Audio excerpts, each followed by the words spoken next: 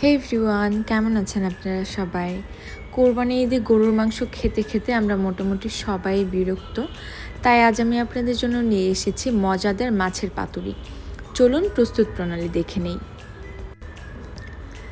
সর্ষে বাটা নিয়েছি, দিয়েছি হাফ কাপ পরিমাণ থেতো করা পেঁয়াজ, দিয়ে দিচ্ছি ধনেপাতা কুচি, দিয়ে দিব সামান্য পরিমাণ বাদাম বাটা। আপনারা যে কোনো বাদাম এখানে বেটে দিয়ে দিতে পারবেন। দিয়ে দিচ্ছি কুচনো পেঁয়াজ, 1 চা চামচ মরিচের গুঁড়ো, হলুদের গুঁড়ো, লবণ এবং সামান্য পরিমাণ ভাজা জিরের গুঁড়ো। রান্নায় মোট 1 কাপ পরিমাণ তেল লাগবে। আমি হাফ কাপ সরিষার তেল দিয়ে দিচ্ছি আর হাফ কাপ সয়াবিন তেল দিব। আপনারা চাইলে যে কোনো এক প্রকারের তেলও দিতে পারেন, তবে সরিষার তেল দিলে স্বাদটা অনেক বেশি ভালো আসে। ব্যাস, সবগুলো উপকরণ দেওয়া হয়ে গিয়েছে। আমি এখন ভালোভাবে মশলাগুলো হাত দিয়ে মেখে নিব। মশলাগুলো আমি প্রায় 5 মিনিট ধরে মেখে নিব। মশলা যত মাখা হবে পাতুরি খেতে তত বেশি মজা হয়।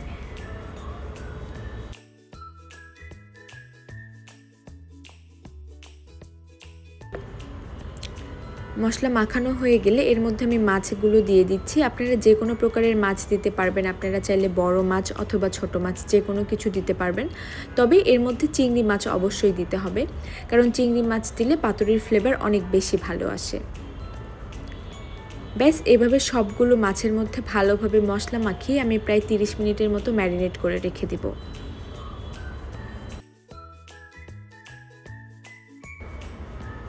পাতুরির জন্য এখানে লাউ বা কুমড়ো পাতা লাগবে। আমি আজকে লাউ পাতা নিয়েছি।